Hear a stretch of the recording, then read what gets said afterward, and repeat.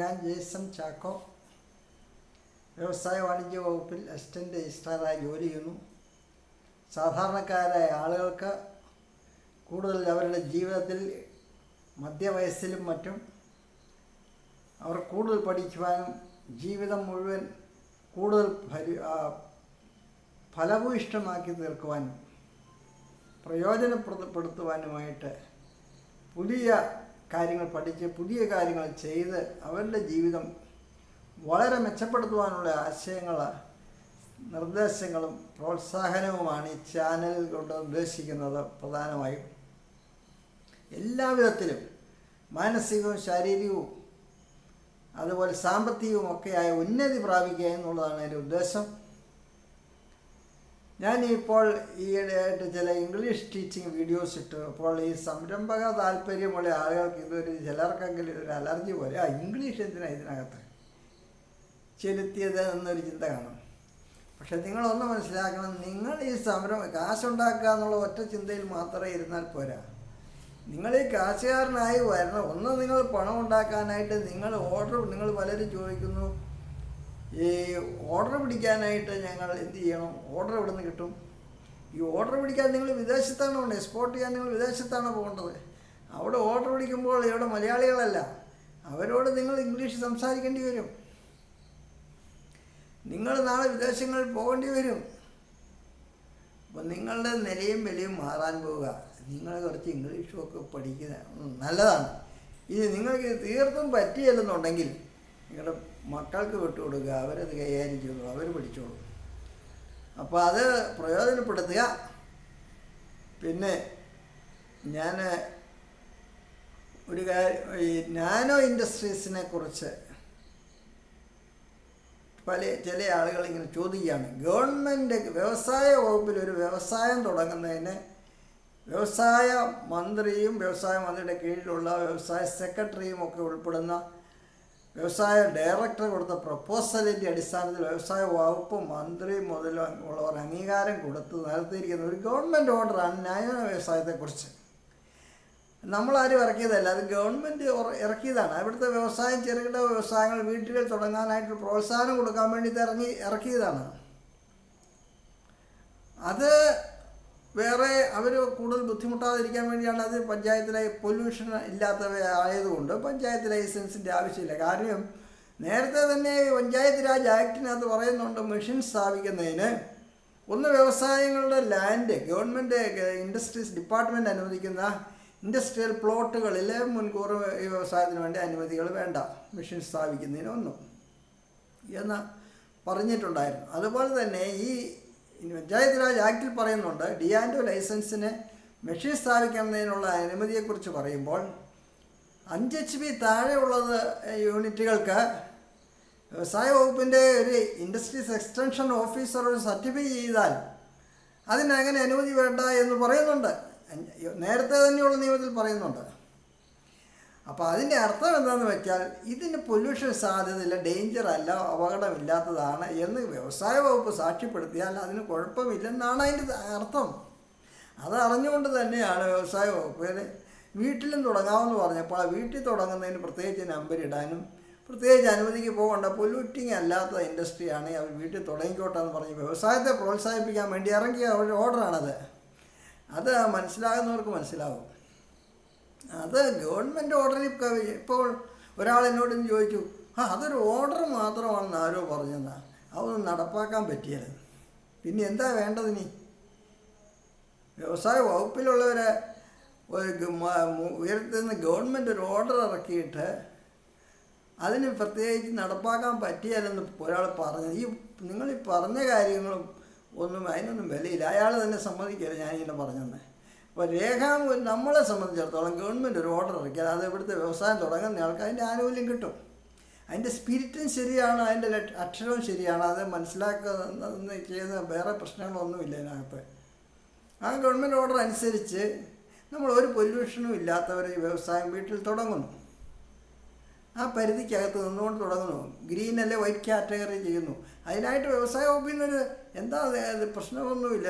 അതിനകത്ത് വ്യവസായം കൂടി വന്നാൽ വ്യവസായ വകുപ്പിൽ നിന്നൊരു സാക്ഷ്യപത്രം, ഇതൊരു വൈറ്റ് കാറ്റഗറി അല്ലെങ്കിൽ ഗ്രീൻ ഒരു നാനോ ഇൻഡസ്ട്രിയാണ്, ഒരു സർട്ടിഫിക്കറ്റ് മേടിക്കുക. അത് ഇൻഡസ്ട്രീസ് എക്സ്റ്റൻഷൻ ഓഫീസർ എന്നില്ലെങ്കിൽ അതിന് താലൂക്ക് വ്യവസായ ഓഫീസറുണ്ട്. താലൂക്ക് വ്യവസായ ഓഫീസർ എന്നതിൽ അതിൻ്റെ മുകളിൽ ജില്ലാ വ്യവസായ ജനറൽ മാനേജറുണ്ട്.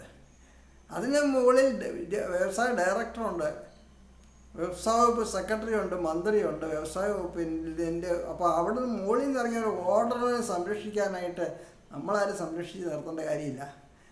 അത് മേലധികാരികൾക്കറിയാം. അവർ തന്നെ ഓർഡർ സാധാരണ ജനങ്ങൾക്ക് പ്രയോജനപ്പെടാനാണ്. അത് നടപ്പാക്കാൻ പറ്റിയാലെന്ന് ഒക്കെ ആരെങ്കിലും പറഞ്ഞോന്നൊന്നും പറഞ്ഞത് കേട്ടുകൊണ്ട് നിങ്ങൾ ചുമ്മാ ആവശ്യമില്ലാതെ ബേജാറാകണ്ട. നിങ്ങൾക്കൊണ്ട് അതിന് ഗവൺമെൻറ് ഒരു ഓർഡർ ഇറക്കിയാൽ അത് നടപ്പാക്കാൻ, അതിൻ്റെ ഉദ്ദേശശുദ്ധി മനസ്സിലാക്കി അത് നടപ്പാക്കാനായിട്ട് മനസ്സില്ലെങ്കിൽ നിങ്ങളത് മേലധികാരികളുടെയും അതിൻ്റെ ഈ ഓർഡർ ഇറക്കിയ ഉയർന്ന അധികാരികളുടെ ശ്രദ്ധയിൽ അത് രേഖാമൂലം പെടുത്തുക. നീ ആ ഓർഡർ പറയുന്ന കാര്യം, എനിക്കൊരു വ്യവസായം, ഞാനോ വ്യവസായം വീട്ടിൽ തുടങ്ങാൻ എനിക്ക് സാധിക്കുന്നില്ല, ഇങ്ങനെ തടസ്സം ഉണ്ടെന്ന് പറഞ്ഞ് നിങ്ങൾ ജില്ലാതല കമ്മിറ്റിക്ക് കൊടുക്കാം. മുകളിൽ വ്യവസായ വകുപ്പ് ഡയറക്ടറുടെ ശ്രദ്ധയിൽപ്പെടുത്താം, ജനറൽ മാനേജറുടെ ശ്രദ്ധയിൽപ്പെടുത്താം. ശ്രദ്ധയിൽപ്പെടുത്താമെന്ന് പറയുമ്പോൾ രേഖാമൂലം ആ കാര്യം നിങ്ങളുടെ ബുദ്ധിമുട്ട് ഉന്നയിക്കുക. മുകളിൽ ഏത് തട്ടിലേക്ക് നിങ്ങൾക്ക് ആ കാര്യം രേഖാമൂലം അറിയിക്കാം. അങ്ങനെ നിങ്ങൾക്ക് അതിലെ പറയുന്ന കാര്യം സാധിച്ചെടുക്കാം. അതുകൊണ്ട് ഈ വിഷയത്തിൽ ഇനി അവരങ്ങനെ പറഞ്ഞു, ഇവരിങ്ങനെ പറഞ്ഞു എന്ന് പറഞ്ഞ് അനാവശ്യമായി താക്കുക. ഇത് വ്യവസായ വകുപ്പിൻ്റെ വെബ്സൈറ്റിൽ പ്രസിദ്ധീകരിക്കുന്ന ഗവൺമെൻറ് ഓർഡറാണ്.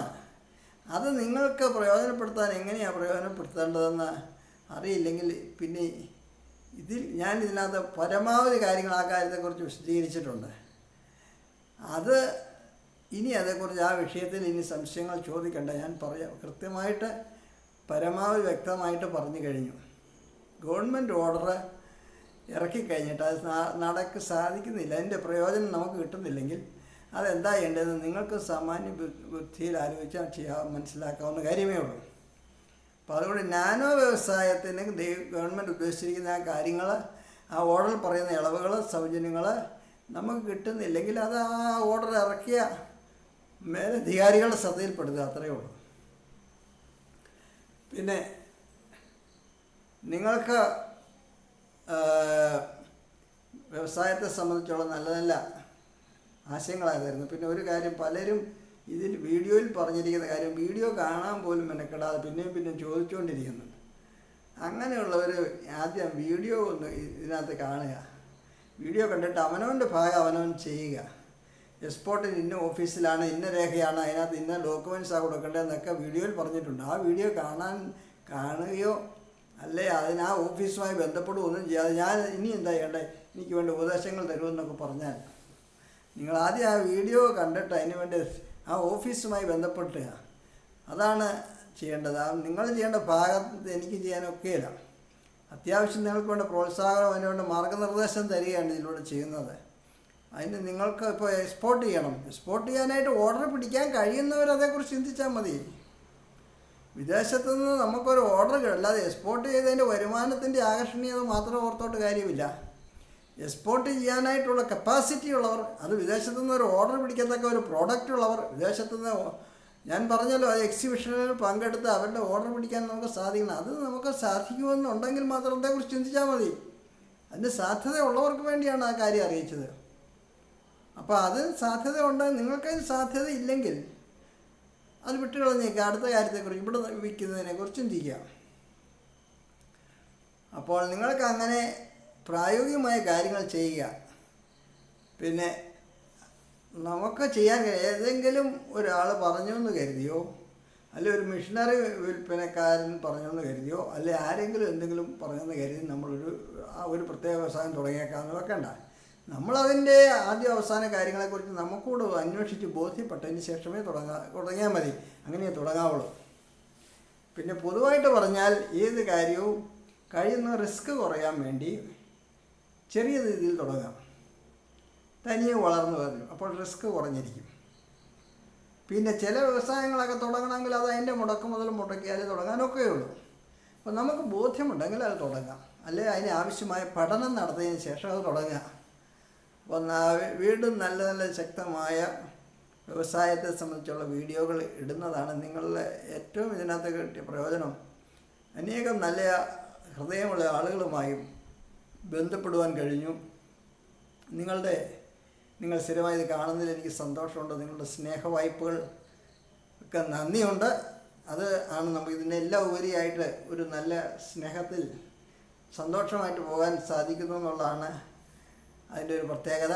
പിന്നെ അതുകൊണ്ട് നല്ല ഒരു ബന്ധത്തിൽ, നല്ലൊരു സ്നേഹത്തിൽ നമുക്ക് മുന്നോട്ട് പോകാം. അത് തീർച്ചയായും സ്വന്തമായിട്ട് ചൂട് വെക്കുന്നവർക്ക്, കഷ്ടപ്പെടുവാൻ തയ്യാറാകുന്നവർക്ക് നല്ല നിലയിൽ വളർന്നു വരുവാനായിട്ട് സാധിക്കും. അതിന് നിങ്ങൾക്ക് സാധിക്കട്ടെ. തുടർന്നും എല്ലാ വീഡിയോകളും കാണുക, മറ്റുള്ളവർക്ക് ഷെയർ ചെയ്ത് കൊടുക്കുക. ചാനൽ സബ്സ്ക്രൈബ് ചെയ്യാത്തവർ സബ്സ്ക്രൈബ് ചെയ്യുക. കാര്യം എന്താണെന്ന് വെച്ചാൽ, അങ്ങനെ നിങ്ങൾ സബ്സ്ക്രൈബ് ചെയ്യുകയും നിങ്ങളെന്തെങ്കിലും ആക്ഷൻ എടുത്തിട്ട് നിങ്ങളെന്തെങ്കിലും വ്യവസായം തുടങ്ങിയെങ്കിൽ അതെന്നെ അറിയിക്കുക. ഇപ്പോൾ തന്നെ കഴിഞ്ഞ ദിവസം ഒരു വീട്ടിൽ നിന്ന് ഒരു കേക്കോ മറ്റോ ഉണ്ടാക്കി. ആദ്യം 3 കിലോ ഉണ്ടാക്കി അടുത്ത ബേക്കറിയിൽ കൊടുത്തു. ഇപ്പോൾ അടുത്ത ദിവസം എനിക്ക് എന്നോട് മെസ്സേജ് അയച്ചു 15 കിലോയുടെ ഓർഡർ കിട്ടി, ഏതാണ്ട് 5-10 കടകളിൽ കൊടുക്കാനായിട്ട്. ഇതിൽ നിന്ന് പ്രചോദനം കൂടെ ഉൾക്കൊണ്ട് ഈ അടുത്ത ദിവസം ഇപ്പോൾ തന്നെ വ്യവസായം സ്റ്റാർട്ട് ചെയ്തവരുണ്ട്. അതൊക്കെയാണ് ഇതുകൊണ്ട് ഉദ്ദേശിക്കുന്നത്. അതുകൊണ്ട് 100 കൂട്ടം നൂലാമാലകളെക്കുറിച്ച് ഓർത്ത് തലപുകയാണ്. ഞാൻ പറയുന്നത്, ഇവർ വീട്ടിൽ തുടങ്ങുന്ന വ്യവസായം എന്ന് പറയുന്നത് ഇങ്ങനെയുള്ള ചെറിയ ചെറിയ കാര്യങ്ങൾ വീട്ടിൽ തുടങ്ങാൻ കുഴപ്പമില്ലെന്നാണ് പറഞ്ഞതിൻ്റെ അർത്ഥം. അല്ലാതെ നേരെ ഉടനെ ആ ഒട്ടകം തലയൊന്ന് കയറ്റിക്കോട്ടെ എന്ന് ചോദിച്ചപ്പോൾ അനുവാദം മേടിച്ചെന്ന് പറഞ്ഞപ്പോൾ വലിയ ഒട്ടകം മൊത്തത്തിലകത്ത് കയറിയെന്ന് പറയുന്ന പോലെ വീട്ടിൽ തുടങ്ങാമെന്ന് പറയുമ്പോൾ അത് വീട്ടിൽ തുടങ്ങാൻ വലിയ ഭാരിച്ച കാര്യങ്ങൾ തുടങ്ങുന്നതിനെക്കുറിച്ച് പിന്നെ അന്നേരം ആൾക്കാരുടെ ചിന്ത വരുന്നത്. അങ്ങനെ ചിന്തിക്കേണ്ട. വീട്ടിൽ തുടങ്ങാൻ ചെറിയ കാര്യങ്ങൾ പറ്റുന്നവരത് തുടങ്ങട്ടെ, അല്ലാത്തവർ ലൈസൻസ് എടുത്ത് പുറത്ത് തുടങ്ങുക. അപ്പോൾ ഇപ്പോൾ ഇതാണ് അതിൻ്റെ സ്പിരിറ്റ് എന്ന് പറയുന്നത്. ഇപ്പോൾ ഒരു ആൾക്ക് വീട്ടിൽ തുടങ്ങാൻ പിടിക്കുമോ, വീട്ടിൽ തുടങ്ങിയാൽ അതില്ലെങ്കിൽ കുഴപ്പമുണ്ടോ എന്നൊക്കെ ഓർത്ത് പേടിച്ചിരിക്കാതിരിക്കാൻ വേണ്ടി ഒരു ആശ്വാസമായിട്ട് കൊടുത്തിരിക്കുന്നതാണ്. അപ്പോൾ അത് തന്നെയാണ് അത് കേട്ടപ്പോൾ റെസ്പോണ്ട് ചെയ്ത് അടുക്കളയിൽ പലഹാരം ഉണ്ടാക്കി അടുത്ത ബേക്കറിയിൽ കൊടുത്തു കഴിഞ്ഞ് പൈസ മേടിച്ച് കഴിഞ്ഞ്. ഇത്രയൊക്കെ അതുകൊണ്ട് ഉദ്ദേശിക്കുന്നുള്ളൂ. പിന്നെ വേണ്ടത് FSSI രജിസ്ട്രേഷൻ. പിന്നെ FSSI അതിന് വേണ്ട FSSIയുടെ രജിസ്ട്രേഷന് വേണ്ടത് ഇത്രയേ ഉള്ളൂ: തിരിച്ചറിയൽ കാർഡും ഒരു ഫോട്ടോയും. പിന്നെ അതിന് വേണ്ട ഫീസ് 100 രൂപ, വർഷം 100 രൂപ വെച്ചുള്ള ഫീസ്. പിന്നെ പടർച്ചവ്യാധി ഇല്ലെന്ന് നിങ്ങൾ ഉറപ്പാക്കി അതിന് വേണ്ട ജോലി ചെയ്യുന്നവരുടെ പടർച്ചവ്യാധി ഇല്ലാത്തവരാണെന്നുള്ളതിന് പ്രത്യേകിച്ച് വടക്കേന്ത്യയിൽ നിന്ന് പുറത്തുനിന്നുള്ള ആളുകളെയൊക്കെ എടുക്കുമ്പോൾ അങ്ങനെ ഒരു സർട്ടിഫിക്കറ്റ് നിങ്ങളുടെ കൂടെ ആവശ്യമാണ്. നിങ്ങൾ ആ സർട്ടിഫിക്കറ്റ് മേടിച്ച് ആ യൂണിറ്റ് വെച്ചിരിക്കണം. നിങ്ങളോ പുറത്തുള്ളവരെ കൊണ്ടൊക്കെ ജോലി ചെയ്യിക്കുമ്പോൾ പ്രത്യേകിച്ച് അത് വെച്ചിരിക്കണം. അത്രേ കാര്യമുള്ളൂ. അതിൻ്റെ ഒന്നും പേര് ഒരു പ്രശ്നമുണ്ട്. നേരെ ചൊവ്വേ ചെയ്താൽ ഇതൊന്നും ഒരു പ്രശ്നം സാധാരണഗതിയിൽ വരികയില്ല. അത് അറിഞ്ഞ് ചെയ്യുക, അത്രയേ കാര്യമുള്ളൂ. അപ്പോൾ നിങ്ങൾക്ക് അങ്ങനെ ചൂടുകൾ വെക്കുവാനും ഉയർന്നു വരുവാനുമുള്ള എല്ലാ പ്രോത്സാഹനവും നൽകുകയാണ്. എല്ലാത്തിനും ഉപരിയായി നിങ്ങളുടെയൊക്കെ സ്നേഹത്തിനും സഹകരണത്തിനും നന്ദി പറയുന്നു. Thank you.